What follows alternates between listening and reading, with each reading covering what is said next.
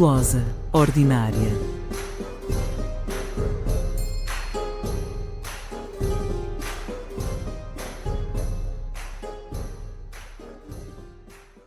Bom dia, boa tarde, boa noite. Bem-vindos a mais um episódio do podcast Glosa Ordinária. Hoje estou aqui eu, Filipe Alves Moreira, juntamente com a minha colega e amiga Joana Gomes. Olá, bom dia, boa tarde, boa noite.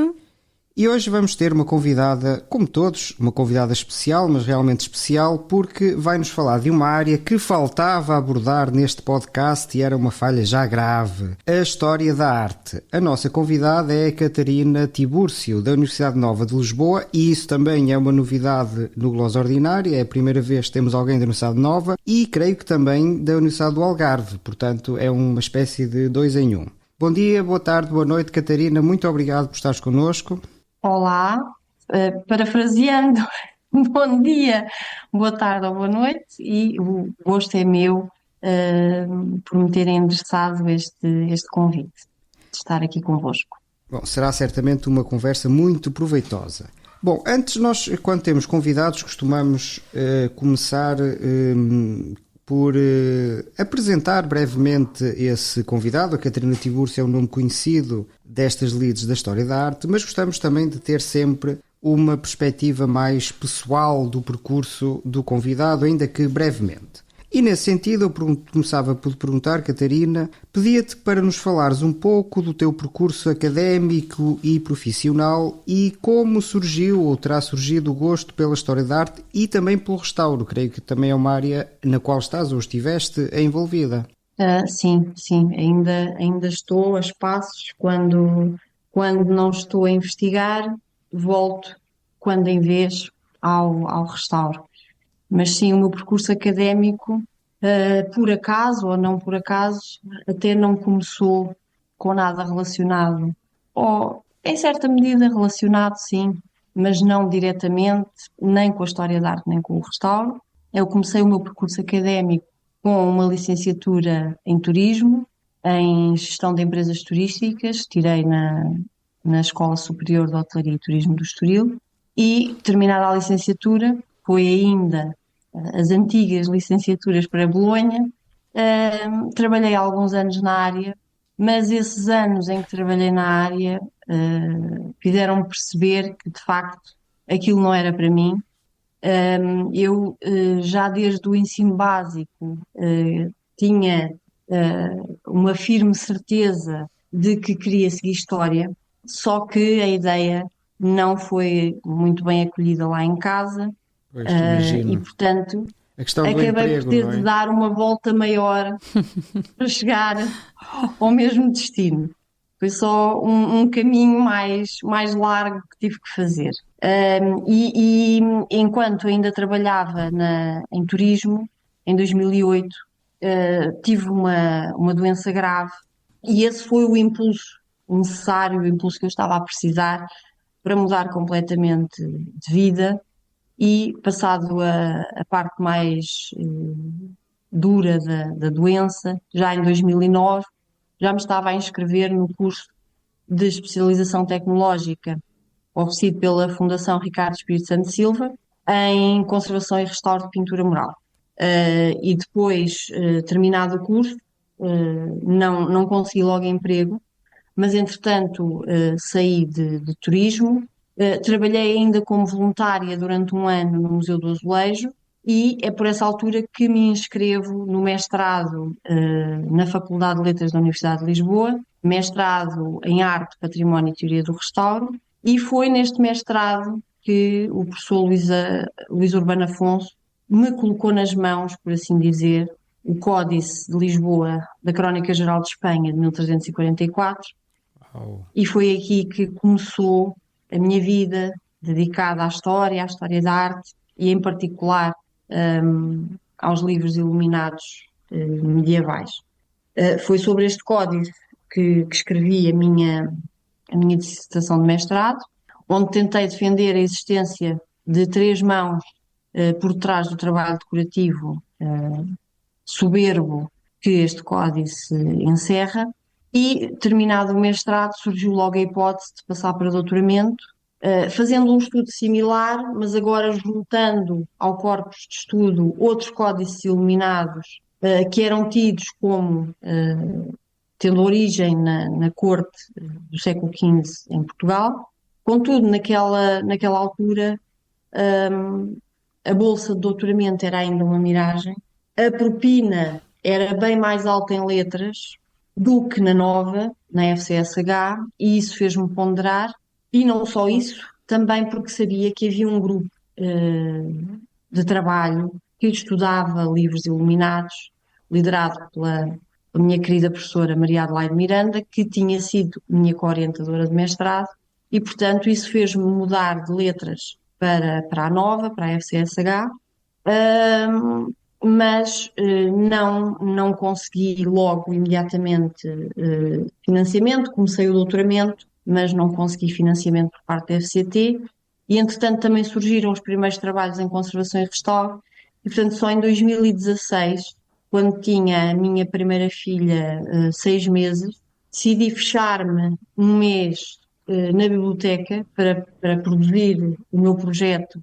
para concorrer à Bolsa de Doutoramento da FCT, e em janeiro de 2017 recebi a grata notícia que o meu projeto tinha sido aceito para financiamento, e pronto, e aí começou a minha investigação de doutoramento, que à medida que o tempo ia avançando, tinha começado naquela ideia de fazer um estudo artístico e quiçá codipológico deste grupo mais alargado de códices iluminados de corte, mas à medida que o tempo foi avançando, senti a necessidade de tornar este estudo ainda mais interdisciplinar, e, portanto, cruzei não só a história da arte com a codicologia, como já havia feito no mestrado, mas juntei-lhes também a paleografia e a química, as análises laboratoriais aplicadas ao património, onde tive a preciosa colaboração do Laboratório Hércules da Universidade de Évora. Enfim, com toda a informação que recolhi durante os anos de investigação, o que eu tentei fazer na minha tese de doutoramento foi desenhar um cenário possível, sobretudo para o momento de produção daqueles 8 códices, desde a encomenda até que foram colocados na prateleira da Biblioteca Régia, ou seja, todos os processos que se desenvolveram entre estes dois momentos, quem os terá executado, estabelecendo também prováveis relações entre escribas e iluminadores. E, portanto, quis, em primeiro lugar, confirmar a tal hipótese de partida, ou seja, que aquele grupo de códices tinha tido origem no local comum. Esse local comum seria algum sítio dentro da Corte Régia que não se sabe qual será especificamente, ou pelo menos não se sabe qual será anteriormente ao reinado de Dom Afonso V. Ao reinado de Dom Afonso V já temos algumas luzes ao nível da documentação que nos falam, pelo menos, já de uma livraria régia.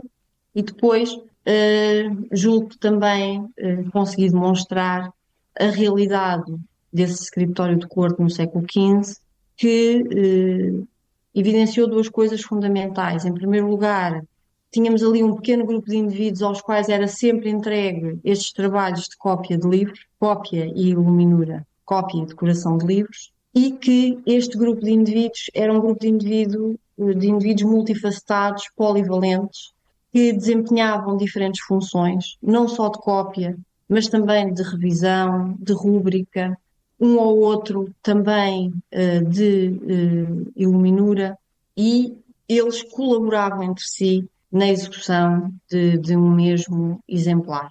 E foi isto que tentei defender em janeiro de 2023, quando apresentei as provas públicas da minha tese de doutoramento, e logo a seguir, em março, abril de 2023, tive a sorte de ser contratada como bolseira pós-doc de um projeto financiado pela FCT, que se dedica ao estudo da comunidade feminina do Mosteiro de Santa Maria de Lourvão e da sua biblioteca, e é como bolseira pós-doc que me encontro presentemente a trabalhar para este projeto. Muito obrigada pela tua exposição, e realmente é muito fascinante ver que começaste numa área que não tem nada, não estava relacionada com manuscritos, nem com iluminuras, nem com decoração, e fizeste um percurso que realmente depois desembocou na tua tese, que é um trabalho muito importante, sobre a história da decoração dos manuscritos portugueses.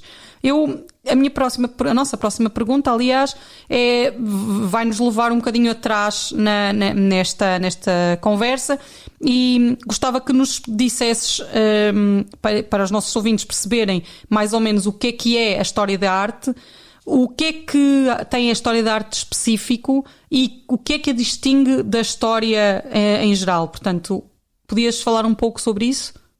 Sim, claro que sim. A minha opinião não é consensual. Nós estamos muito nisso. longe disso.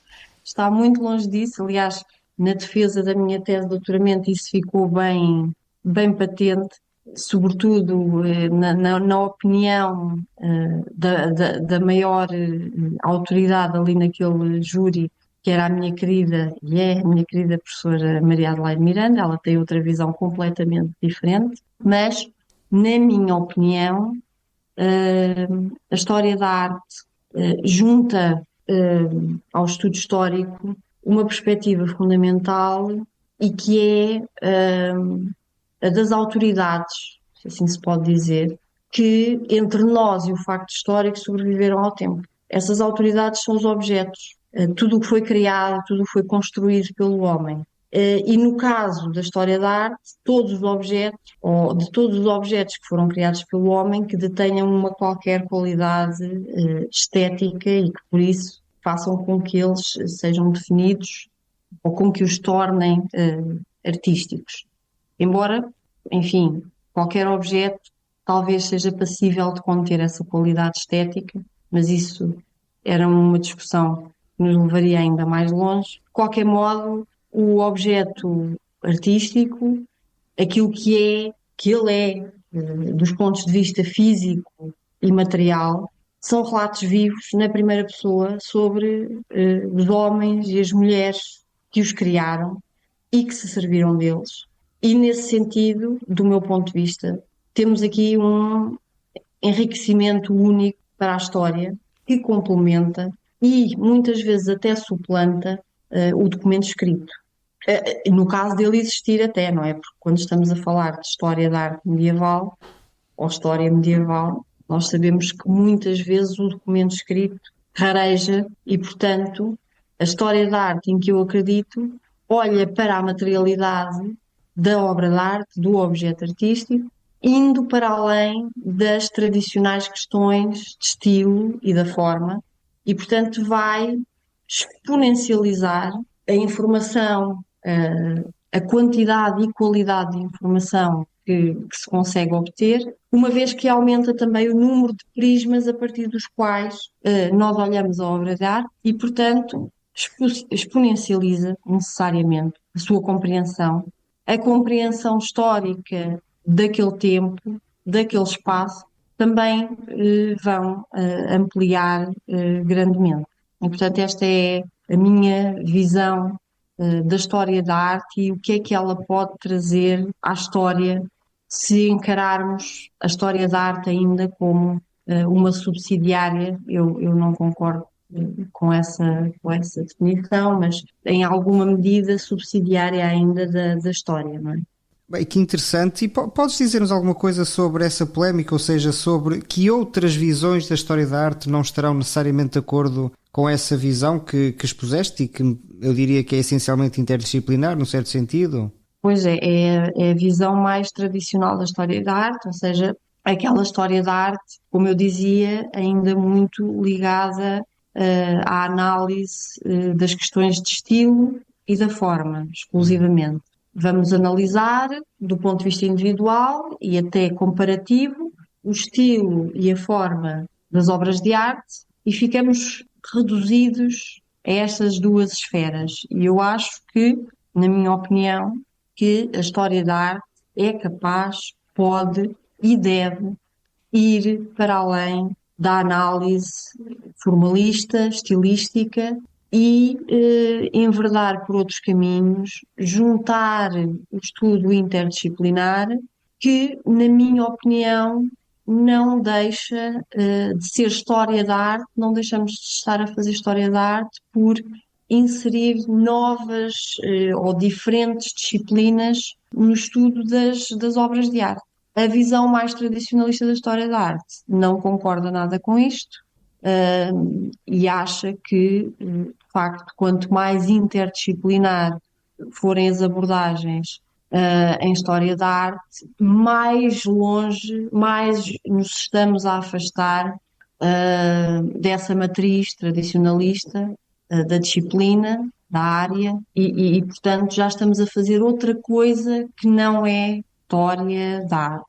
Eu, pessoalmente, não concordo por tudo isto que vos disse há pouco, ou seja, e fundamentalmente por esta questão que é de quanto maior for o leque, o número de perspectivas a partir das quais eu olho o objeto artístico, mais clara, mais precisa necessariamente vai ser a minha compreensão relativamente a esse objeto artístico. Se o olhamos só a partir das questões do estilo e da forma, julgo que estamos sempre a desenvolver estudos que são, em grande medida, coxos, não é? Falta ali muita coisa que a materialidade desse objeto artístico nos pode revelar e que nós estamos a ignorar. Pois, seria um debate muito interessante. Eu até, a minha pergunta seguinte ia ser uma coisa que tu até já disseste, que era perguntar-te se tu não és, se não te posicionas em termos de filosofia da arte no campo antiformalista, mas depois não vamos entrar um pouco por essa discussão. Talvez noutra ocasião possamos falar dessa questão, que é sem dúvida interessante e fundamental. Sim, e é curioso porque, em parte, a questão também se coloca para a literatura. Claro, não é? Ainda há essas velhas questões da especificidade do literário ou de uma visão mais abrangente. No fundo, a questão está também em saber se as propriedades estéticas se limitam à forma ou se transcendem a forma. Mas pronto, não vamos... Exatamente. Exato, não vamos por aí. Sim, a velha questão também do urinol, não é? Entre outras. Pois, para isso tínhamos de ter aqui outros convidados também para falar da filosofia da arte e tudo. Mas quem sabe. Então, eu agora regressava um pouco ao teu campo de estudos, que é então a decoração dos manuscritos, e portanto vamos centrar-nos um pouco mais nessa área. No entanto, ainda antes de passarmos ao foco do teu trabalho de mestrado e doutoramento, queria colocar-te uma questão mais geral, que é como é que eram feitas as iluminuras nos manuscritos durante a Idade Média? Quem é que as fazia? Já falamos um pouco disso, mas não concretizamos. Que métodos é que eram utilizados? E se isso mudou muito ao longo desse período histórico? Bem, falar destas questões durante toda a Idade Média, a Idade Média é muito tempo, não é? Na verdade, o meu conhecimento também se centra mais na Baixa Idade Média, ou no final da Idade Média. De qualquer modo, no final, na Baixa Idade Média, ocorre, como sabemos, a laicização da produção literária e cultural, com o surgimento das universidades no século XIII, e uma atividade que, em princípio, estaria mais circunscrita aos mosteiros e aos conventos, vai-se espraiando cada vez mais pelo mundo profano, e o que acontece se dá a profissionalização dos indivíduos que exerciam esta atividade de cópia de livros ou atividades com elas relacionadas, como por exemplo a encadernação, e portanto, enquanto esta produção, quando esta produção, aliás, era tendencialmente restrita ao mosteiro, as pessoas que desempenhavam estas funções de cópia, de decoração de livros, eram especializadas nessa função, todavia não eram profissionais, porque a sua principal função, ou as suas principais funções eram outras, eram religiosos, portanto, se assim podemos dizer, a principal função ou as principais funções eram outras, dedicadas à vida nos conventos, no mosteiro, a vida religiosa, e tampouco eram remunerados por desempenhar estas atividades de cópia e de decoração de livros. Quando a procura de livros cresce e cresce fora do mosteiro, há gente na rua,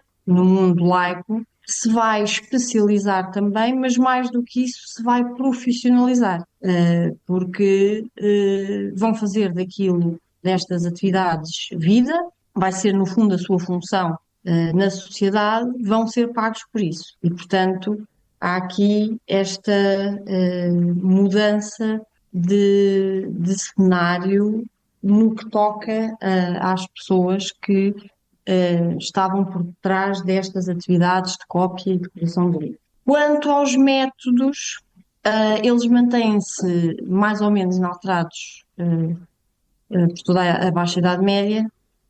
As principais mudanças talvez tenham que ver com o tipo de pigmentos que eram utilizados para obter cada cor. Aliás, o Laboratório Hércules, mas também a Faculdade de Ciência e Tecnologia da Caparica têm desenvolvido interessantes investigações a esse respeito.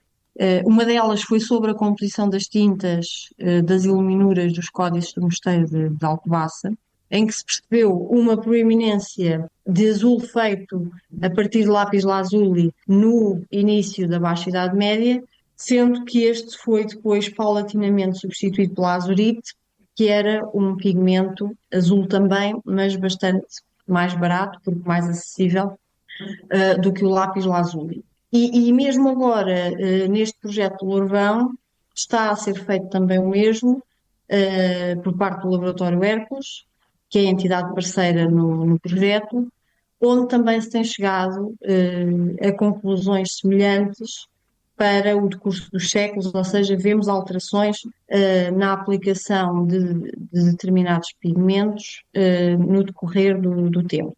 E isto, claro, está inevitavelmente relacionado com leis de oferta e procura e também com as condições financeiras das comunidades para cada época.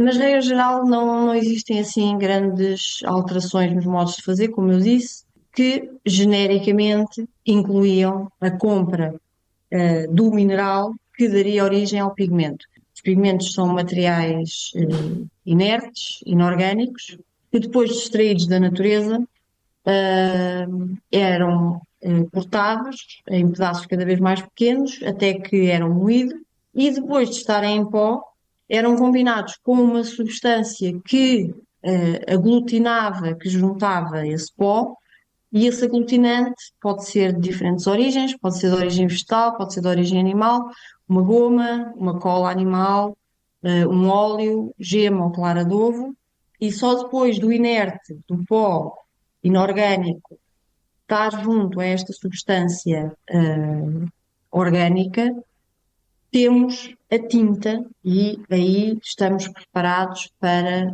pintar.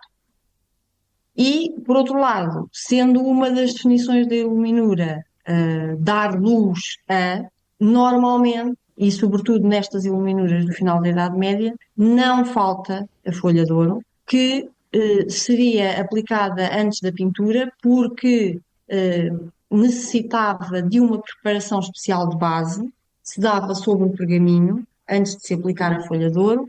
Essa preparação normalmente era uma argila, a maioria das vezes uma argila avermelhada, que depois também exaltava cor quente do ouro, que era colocado por cima, da folha de ouro que era colocada por cima.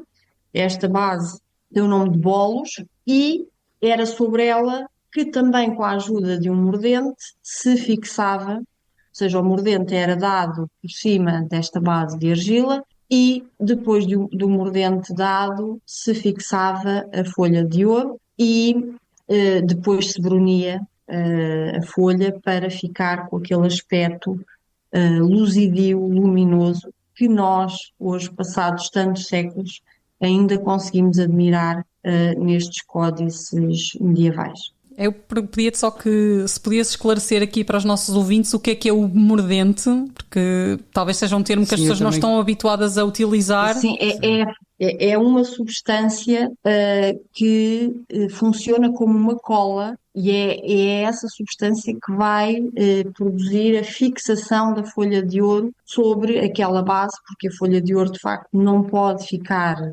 e isto acontece no douramento em pergaminho, mas em outros suportes é exatamente igual.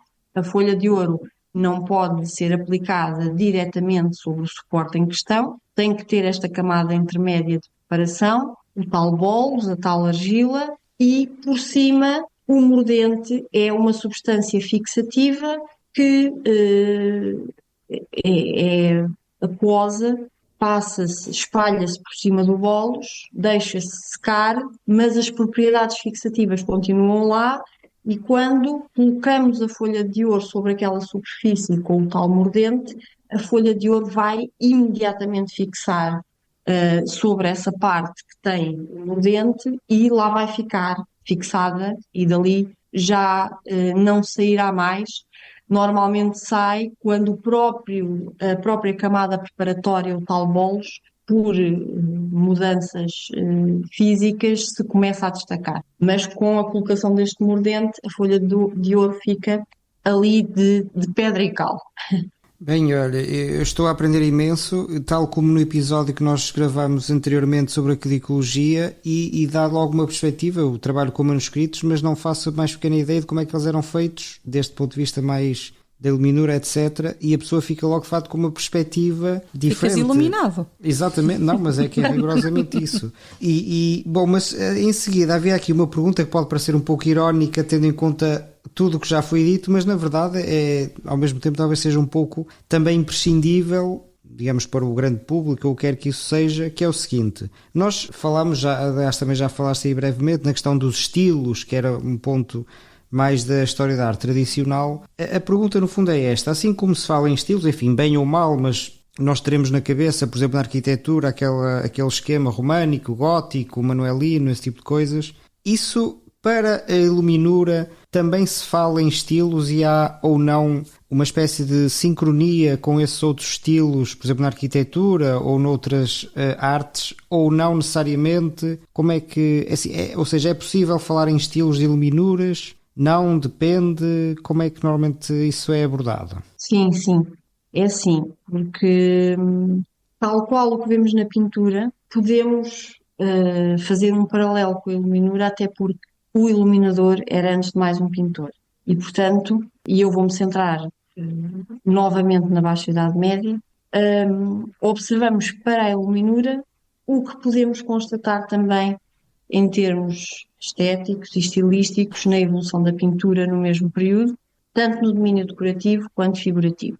No início da Baixa Idade Média temos a bidimensionalidade das formas, a proporção e a perspectiva não são de todo ainda preocupações do artista medieval no início da Baixa Idade Média. Mas desculpa, Catarina, posso colocar aqui uma questão que eu sempre me intriga, que é o seguinte: eles não sabiam, eles não conheciam essas técnicas ou não estavam interessados em aplicá-las, digamos? Na minha opinião, não estavam interessados em aplicá-las. Nada ficou esquecido de tudo o que se passou na Antiguidade Clássica. Aqui não interessava isso. A carga simbólica que a imagem transportava era, sim, muito mais importante do que o naturalismo. Claro. Okay. É um pouco como a pintura dos ícones, no fundo. Certo? Exatamente. Era o símbolo, era a mensagem que era para ser passada através da pintura que era importante. Tirar pelo natural não era o mais importante, o mais relevante naquela época. Mas à medida que descemos na Idade Média e nos vamos aproximando do Renascimento, essa preocupação vai inverter-se. E, portanto, vemos representações, quer sejam decorativas, quer figurativas, cada vez mais tiradas pelo natural.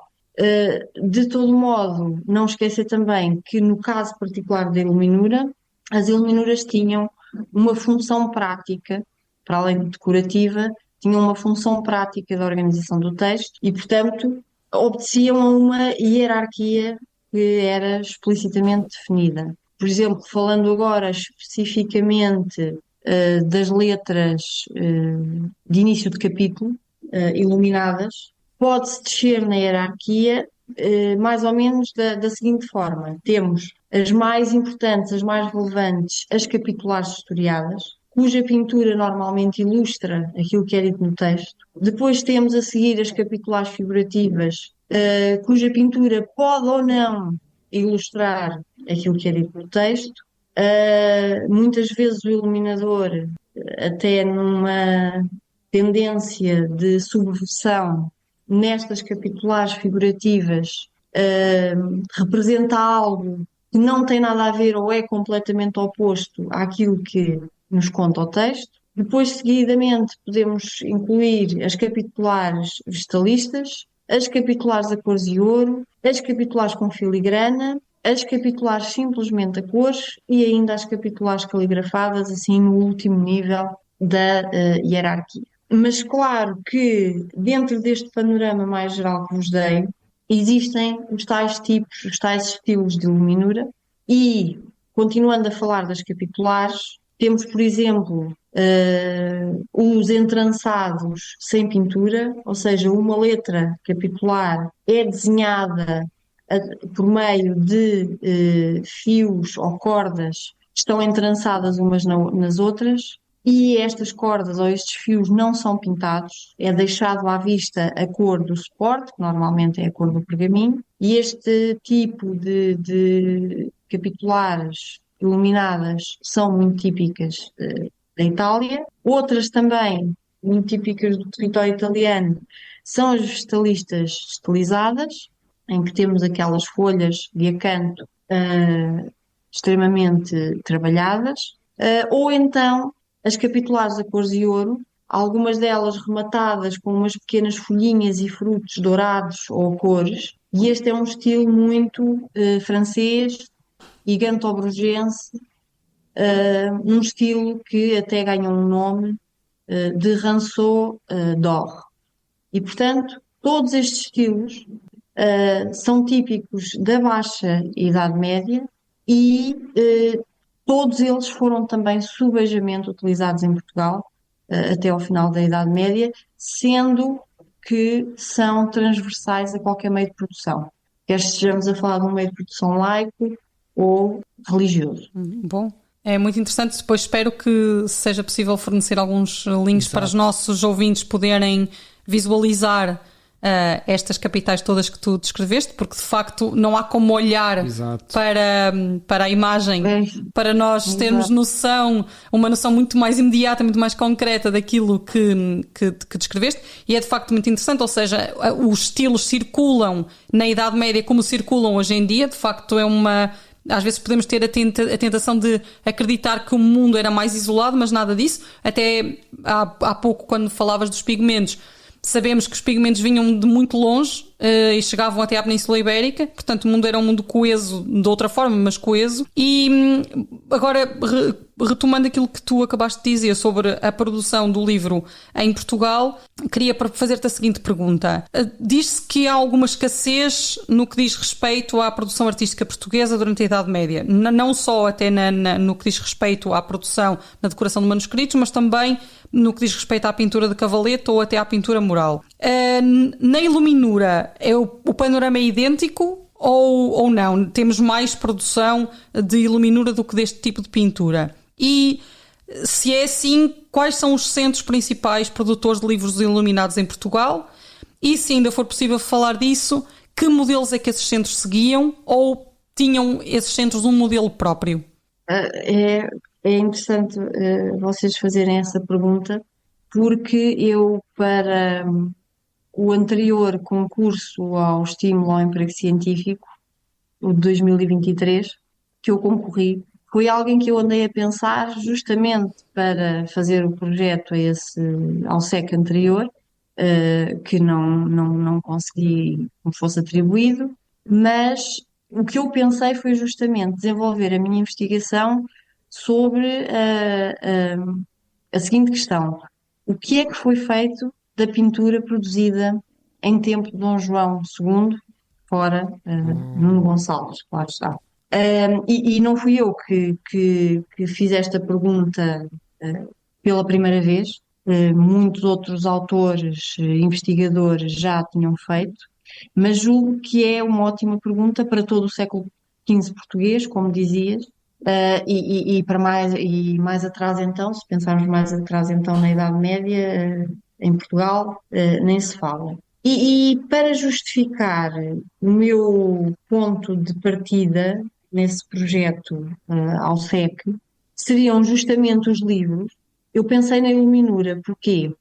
Porque estando dentro dos livros, e apesar destes circularem bastante e de também serem vítimas da iconoclastia, talvez, ou foi assim que eu tentei justificar, pelo menos, talvez pela maior pessoalidade, por um lado, e por outro, serem mais passíveis de cópia, não é? De serem copiados, creio que a Iluminura é um dos tipos, se não o tipo de pintura, aquele menos suscetível ao desaparecimento, ao contrário da pintura de cavalete e da pintura mural, que, regra geral, estavam mais sujeitas, nomeadamente, às oscilações das modas. E então a ideia era justamente partir da Iluminura produzida naquele período para tentar começar a perceber qual teria sido o cenário da época no que respeita à área da pintura, justamente pela escassez que existe para o século XV no que se refere à produção de pintura. Portanto, é de facto algo que é uma realidade, essa escassez, e que há mais abundância do lado da Iluminura, e essa abundância, diga-se, que é muito por conta, acaba por ficar muito por conta do conteúdo das bibliotecas monacais, entre elas, sem dúvida, Santa Maria de Alcobaça, Santa Cruz de Coimbra e também da Biblioteca de Santa Maria de Lourvão. E é talvez importante salientar esta ideia de que não é que não tenha existido pintura de cavalete ou pintura mural, não é? Provavelmente o que aconteceu é que se perdeu por fatores vários, alguns dos quais foste indicando, porque de facto isto é sempre, eu acho que é uma espécie de frustração que os portugueses têm, não é? Quando vão, sei lá, à Itália, nem falo da Itália, claro. mas mesmo a Espanha, quer dizer, e ver aquela pintura retabular que eles já têm no século XIV na Catalunha, não só, quer dizer, retábulos impressionantes, alguns até figurando personagens aparentemente até conhecidas na literatura, como Dom Juan Manuel, quer dizer, esses retábulos, essas pinturas morais, todas essas coisas maravilhosas, e para nós é sempre um desconsolto. Mas em Portugal não há nada. Há só no final do século XV, não é? O Nuno Gonçalves parece surgir um pouco do nada, certamente não surgiu, mas fica a parar um pouco no ar. Mas Exato. E antes dele, não nos podemos esquecer do Álvaro Pires de Évora, exato. do João Gonçalves, ou do Gonçalo Gonçalves, em princípio será João Gonçalves, que trabalhou também em Florença e fez as pinturas do claustro da Bádia em Florença. Certamente, e até a questão do António Florentin, que não se sabe muito bem, sabe-se que era pintor régio, portanto, se houve gente em Portugal a trabalhar com esta qualidade. E estava a dizer-vos também, a falar do António Florentin, comentado como pintor régio já desde Dom João I, é muito pouco provável que não houvesse gente de grande qualidade a trabalhar em Portugal, portugueses a trabalhar em Portugal, mas de facto, por vicissitudes várias que nos escapam ao conhecimento, ou ficou tudo muito disperso ou mesmo desaparecido. Mas também não deixa de ser verdade que há uma tendência ao nível da tradição em história da arte em dar mais atenção a determinados objetos artísticos, a determinadas obras de arte, em detrimento de outras que eventualmente, a partir de uma análise subjetiva de qualidade artística, colocam na ribalta ou se debruçam mais sobre determinadas obras de arte e deixam outras de lado. E eu acho que era muito importante fazer-se, e isso não está feito, um levantamento ao nível nacional de tudo o que há por esse país fora, de pintura, de cavalete, pintura retabular, que já tem sido feito para pintura mural, para percebermos de facto o que é que ainda existe, o que é que ainda permanece, porque eu creio que há muita coisa por aí perdida, que se pode atribuir ao século XV e que não está nem identificada nem estudada. E esse também era um dos objetivos do meu projeto, do projeto que apresentei ao Estímulo ao Emprego Científico. E, entretanto, tenho sugerido também a alunos que se proponham a enverdar por este caminho, porque eu acho que era algo muito interessante e muito necessário para o estudo da história da arte em Portugal. Sem dúvida, e também, quem sabe, em mãos de privados, ainda há já aí algumas. Porque isso, o mundo dos privados, depois também é um mundo de vez em quando aparecem à superfície coisas muito relevantes. É verdade, é verdade. Entre os centros produtores que referiste, em Portugal, como os mais importantes, Santa Cruz de Coimbra, Alcobaça, Lourvão também, sabemos que, como aliás também já referiste, que fazes parte de um projeto presentemente que se ocupa especialmente do Mosteiro de Lourvão, da produção, neste caso, de códices e luminuras do Mosteiro de Lourvão. Podes falar um pouco mais sobre a relevância desse mosteiro para esta área e também sobre o projeto, porque importa também divulgar, os projetos são financiados e é bom que os seus resultados e que os projetos em si sejam divulgados, não é?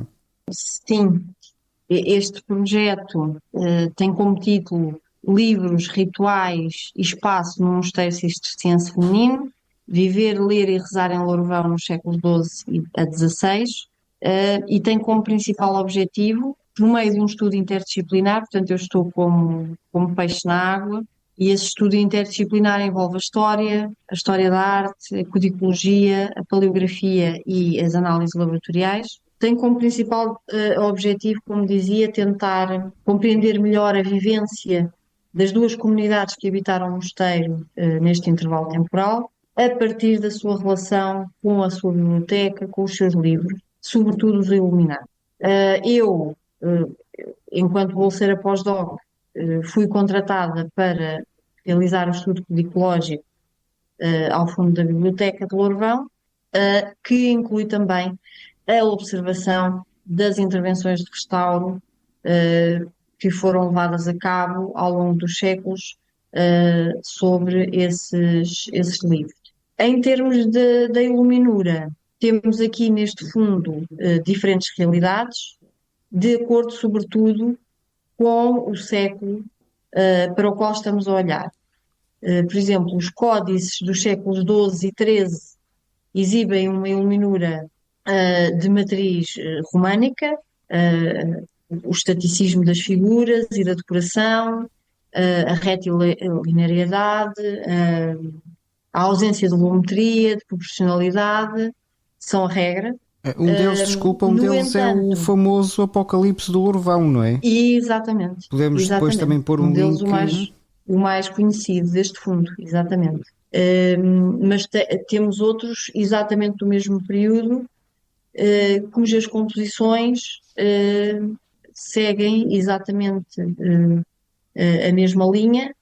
No entanto, apesar desta matriz românica, estas composições têm, para a época em que foram produzidas, uma grande qualidade, quer técnica, quer material, de tal modo que se aventa a possibilidade, quer para esse códice, quer para os outros coevos, de terem sido feitos fora de Portugal. E isto numa altura em que a comunidade que ocupava o mosteiro era masculina. Comparado com este empenho, quer tenha sido encomendado fora, quer tenha sido feito cá dentro, comparado com este empenho em iluminar livros e em iluminar com o melhor que havia disponível, só veremos similar entre o final do século XV e início do século XVI, quando deram entrada no mosteiro as abadesas da família Dessa.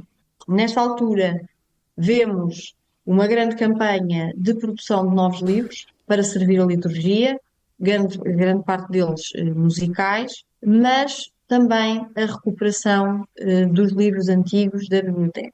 Portanto, no que se refere à Iluminura, neste período, final do século XV, início do século XVI, tal qual aconteceu para os séculos XII e XIII, assistiu-se a uma produção de Iluminura que se enquadra perfeitamente na estética da época, embora, neste caso, do século XV, final do século XV, início do século XVI, se resuma mais ao ornato vegetal e ao desenho caligrafado nas capitulares, ao passo que a Iluminura dos séculos XII e XIII era muito mais figurativa.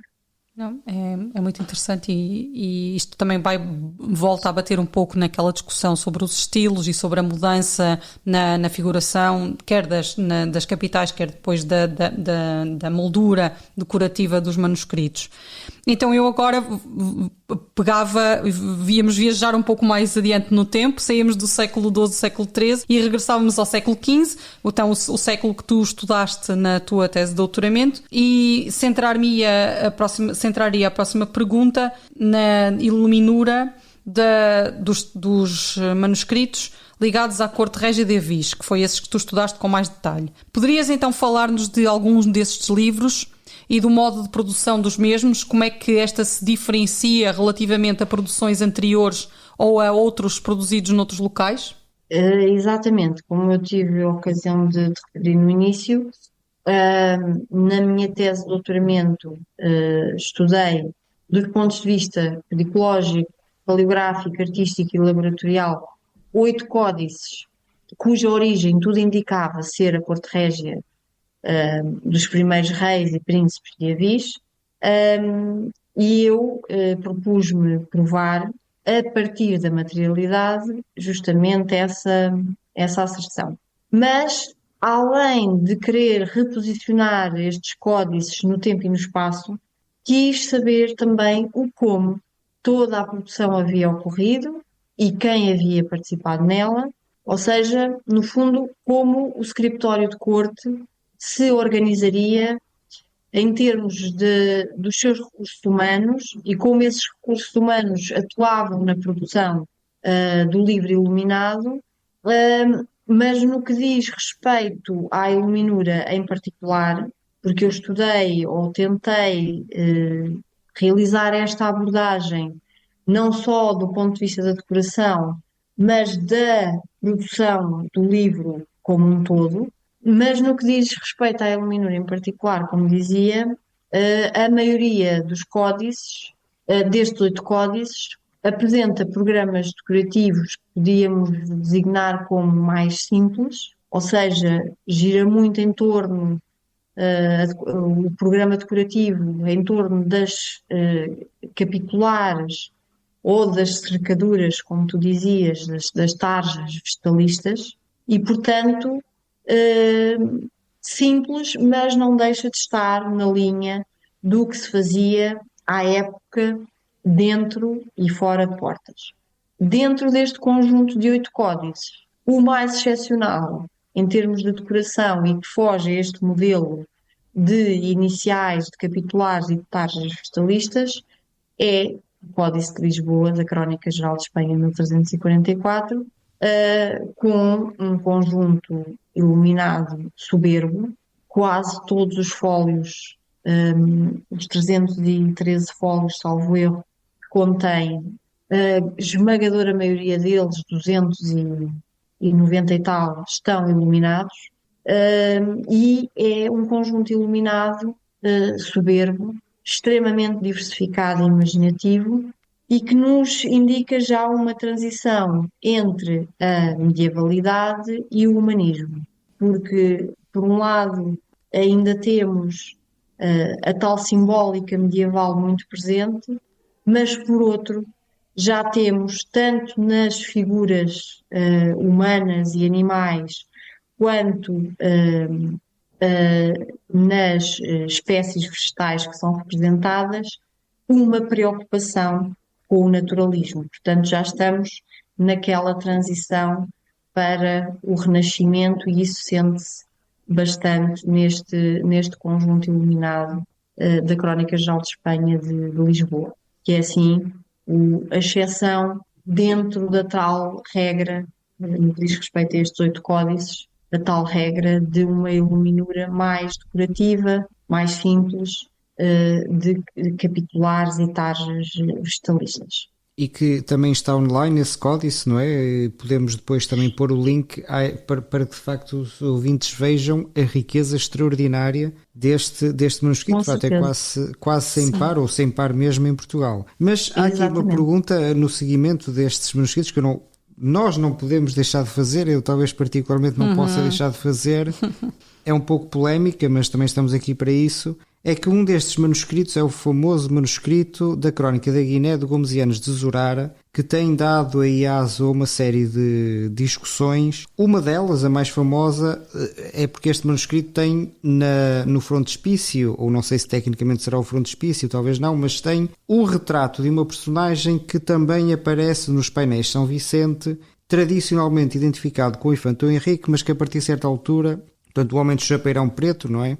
E de bigode, e que a partir de certa altura começaram a surgir teses dizendo que não era o Infante Dom Henrique, ou era o Dom Duarte, ou o Infante Dom Pedro, ou até o Carlos o Temerário, enfim, uma série de personagens. E um dos argumentos era que aquela folha do manuscrito da Guiné teria sido acrescentada porque, de facto, é um pouco difícil, racionalmente, justificar que numa crónica dedicada aos feitos do Infante Dom Henrique, num fólio que tenha para mais a empresa do Infante Dom Henrique, se não se pensar que aquilo foi acrescentado ou manipulado, é difícil ninguém pensar que isto é, de facto, o Infante Dom Henrique. Então, ninguém pensar que não é o Infante Dom Henrique, perdão. Então, pergunto se podes falar um pouco sobre isso, sobre esta questão quente do homem do chapeirão. Não digo que digas, enfim, a resposta definitiva, talvez não haja, mas tendo em conta até também esta questão de se o fólio foi inserido ou não, ou foi manipulado ou não, quem é que aparentemente poderá ser o homem do chapeirão, tendo em conta tudo isto enfim, o que te prazer dizer sobre esta polémica questão?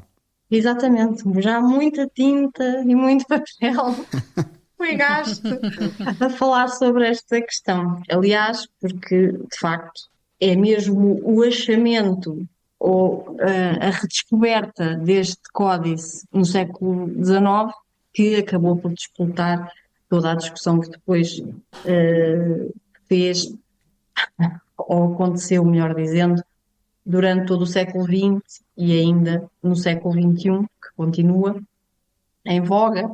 Foi justamente a descoberta deste códice da Crónica da Guiné, que tem o retrato desta personagem, logo nessa altura identificada como o Infante Dom Henrique, uma vez que, como muito bem referiste, trata dos feitos do Infante Dom Henrique e, portanto, o mais lógico seria aquele retrato que ali está naquele códice corresponder à imagem de Dom Henrique.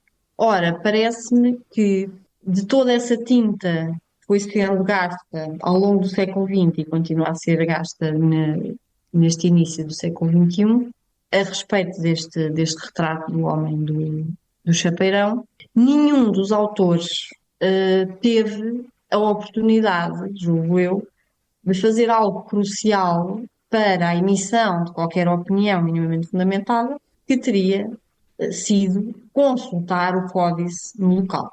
Portanto, toda a argumentação que foi sendo esgrimida teve por base fotografias do retrato, mas não a consulta do códice da Crónica da Guiné diretamente no local, ou seja, na Biblioteca Nacional de Paris. E foi isso que eu tive a boa fortuna de poder fazer. E embora só em 2023 tenha ficado disponível o texto da minha tese de doutoramento, já desde 2018, que após 2 idas nesse mesmo ano à BNF, para consultar 3 códices do meu corpus que lá estão guardados, é este da Crónica da Guiné, mas outros 2, outra cópia da Crónica Geral de Espanha de 1344 e o leal conselheiro e livro da ensinança do rei Dom Duarte, eu verifiquei duas situações neste Códice da Crónica da Guiné, que é o que nos interessa aqui, de grande importância, julgo eu, para a discussão. Se vai ou não ajudar ou se vai gerar mais confusão, isso veremos, mas estes dois factos julgo que são de grande importância. Primeiro, tudo o que está desenhado e pintado no verso daquele fólio 5, e de referir que, de facto, o retrato está no verso do fólio e não no reto, ou seja, não está na parte da frente do fólio, está na parte de trás, mas, ainda assim, tudo o que está ali desenhado e pintado foi o que sempre esteve desenhado e pintado no verso daquele fólio 5. Porque alguns dos argumentos diziam que muitas falsificações tinham sido introduzidas àquele retrato e, portanto, coisas diferentes do que originalmente lá estava tinham sido pintadas ou douradas por cima e nada disso corresponde à realidade. Não é necessário uma grande análise laboratorial para o perceber. O pergaminho daquele códice é um pergaminho de excelente qualidade, algo típico do final do século XV, já a produção de pergaminho era uma produção bastante experimentada e, portanto, aquele pergaminho é de extrema qualidade, aquele fólio em particular de extrema qualidade também, na mesma linha material, pelo menos em observação ao olho nu, dos restantes fólios daquele caderno. Mas o que eu quero dizer em relação a isto é que da parte do reto do fólio se consegue ver à transparência a pintura que está no verso e, portanto, tudo o que ali está pintado e desenhado foi sempre o que esteve ali pintado e desenhado. Incluindo, por Não exemplo, a houve divisa, nunca- não é? Desculpa, só para situar também os ouvintes, é que uma das questões polémicas é que aparece a divisa do Infante Henrique, não é? Talão de Bienfer, e houve aí Exato. quem dissesse, não, o que foi inicialmente desenhado foi a divisa do Dom Duarte ou do Infante Dom Pedro, e depois Exatamente. disfarçaram E o as que eu- letras, nada disso tem... Exatamente. E o que eu vos digo é que, olhando para o reto do fólio, com a transparência própria de um pergaminho de alta qualidade, como é aquele, conseguimos perceber que tudo o que foi feito, que está no verso, foi feito desde o início, ou seja, é o que está ali desde sempre. Não houve lugar a falsificação nenhuma, não há nada escrito de diferente por baixo da divisa, por baixo do chapeirão, por baixo da roupagem da personagem, nada. Tudo o que ali foi feito e que nós podemos apreciar hoje foi o que foi feito na origem. Não há lugar a nenhum tipo de falsificação. Nada feito por cima. Por outro lado, em segundo lugar, outra coisa que é importante referir é que o caderno do qual faz parte este fólio 5, e fólio 5 porque é o primeiro fólio da obra, é precedido por 4 fólios de guarda, portanto que não têm nada nem escrito nem pintado, é o primeiro fólio da obra, o fólio 5 faz parte de um primeiro caderno que é quaterno, ou seja, tem 8 fólios, 4 bifólios e é regular, ou seja, é um quaterno tal e qual são todos os outros cadernos do Códice. Portanto, temos aqui a mesma estrutura de caderno que os restantes cadernos do Códice. São todos quaternos. O Códice, aliás, é muito regular neste aspecto da construção de cadernos. Por outro lado, e apesar deste Códice já ter sido reencadernado algures no século XVIII ou século XIX, portanto, tem uma reencadernação já da Biblioteca Nacional de França, uma reencadernação contemporânea, desculpem, e nessa reencadernação ter-se mexido também na costura dos cadernos, e a costura já estar demasiado apertada para aquilo que se pretenderia, mas era uma intervenção habitual no século XVIII e no século XIX, apertar demasiado as costuras. Isto dificulta a abertura dos cadernos. e dificulta a visibilidade de perceber se os bifólios que constituem aqueles cadernos são bifólios naturais, ou seja, fazem parte da mesma pele, ou se são bifólios artificiais, se são dois fólios justapostos e colados.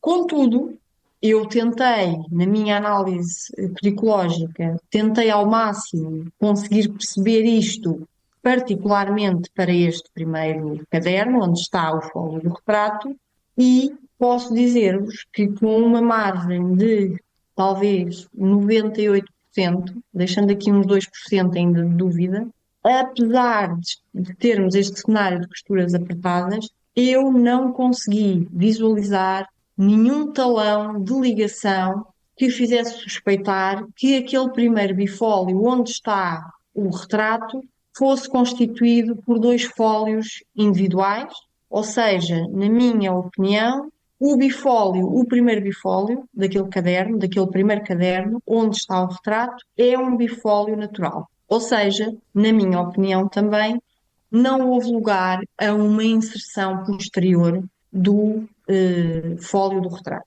Aquele fólio sempre ali esteve e fez parte, desde sempre, de um caderno que, tal como todos os outros do Códice, é um caderno regular, quaterno e composto por bifólios naturais. Ainda dizer, porque é outro tema que vem sempre ou quase sempre à discussão, a questão do vinco. Exato, que Aquele está fólio, dobrado, não é? Esse fólio está dobrado. exato, Ou esteve, aquele fólio esteve. 5 está dobrado e está dobrado de uma forma que não dava para ter sofrido aquela dobragem já depois do caderno estar construído ou do próprio códice já estar todo cozido e encadernado. Porque a posição em que está o vinco implicaria que o modo daquela dobragem implicaria que parte do canto superior esquerdo estivesse também dobrado. No caso dessa dobragem ter sido feita, ter ocorrido já com o caderno construído ou mesmo com o códice já encadernado. Portanto, de facto, isso não é possível. Só que eu gostava que se pensasse no seguinte: aquele vinco já lá pode estar desde que o escriba pegou no pergaminho para construir aquele caderno. Ok. Ou seja, aquele vinco já pode vir de origem de um bifólio que estaria disponível no escritório para construir cadernos de um códice. Esse pergaminho já estava vincado e foi na mesma aproveitado, porque nós, como sabemos, o pergaminho era um material extremamente dispendioso, não se desperdiçava pergaminho de forma nenhuma, todo o pergaminho era aproveitado. Aliás, nós sabemos que existe pergaminho nos códices com inúmeros defeitos, rasgões, picadas de inseto ou feridas que o animal sofreu durante a vida e que depois do pergaminho estar trabalhado originam aqueles buracos enormes a meio dos fólios, e nada disso obsta a que o pergaminho seja aproveitado. Portanto, a minha teoria é esta: aquele vinco já viria do bifólio que foi aproveitado, que estaria algures no escritório para ser utilizado, e foi utilizado na mesma, apesar de ter o tal vinco. Portanto, o vinco já vem de uma altura anterior à construção daquele caderno. E isso também nos é comprovado pelo facto de, e isto é sobretudo visível ao nível do douramento, porque naquela zona, pela abrasão entre fólios, na parte em que temos pigmento, de facto, no vinco, vê-se, na maior parte da extensão do vinco, nota-se a perda de pigmento, só que na parte em que temos douramento, que é a divisa, fundamentalmente, onde passa o vinco, não está vincado. Ou seja, temos ouro por cima do vinco e esse ouro não está vincado.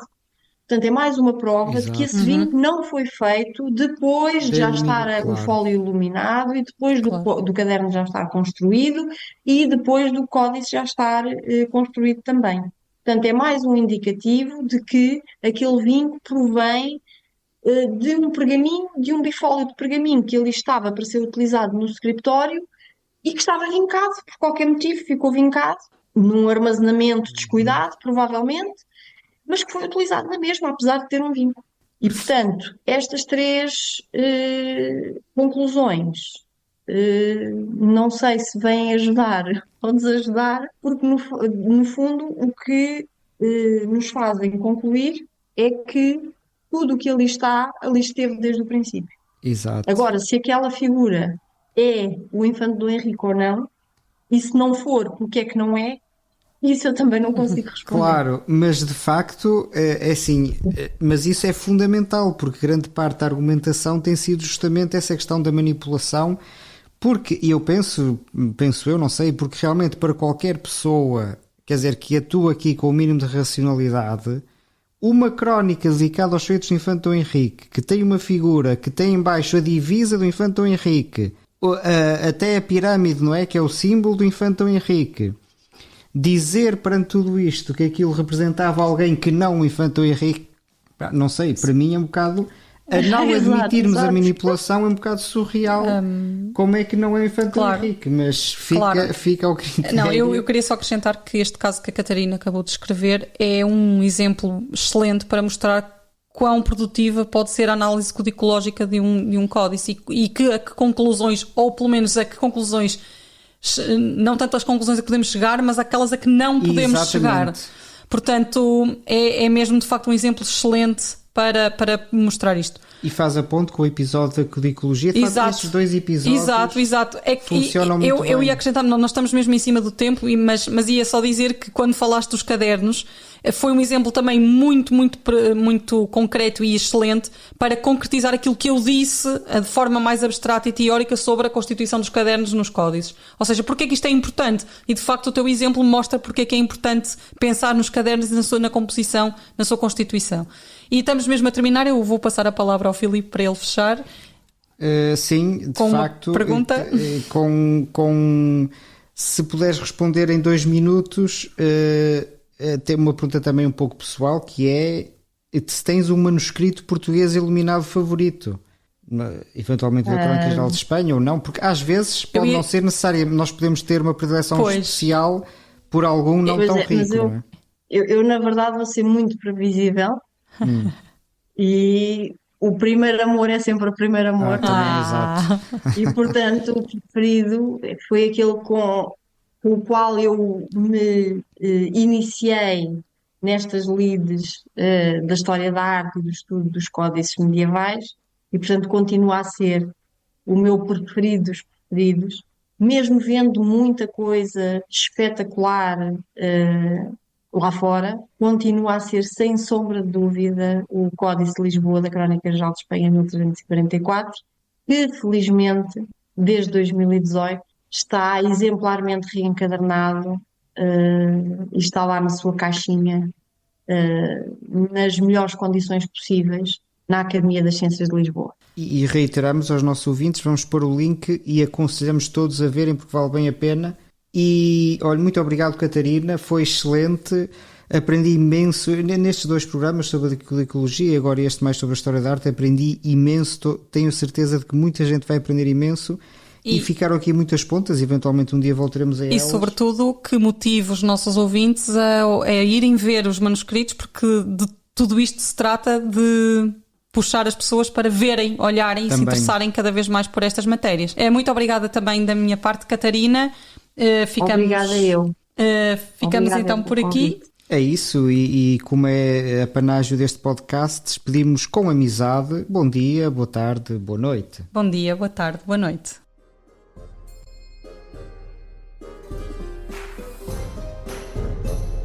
Glosa ordinária.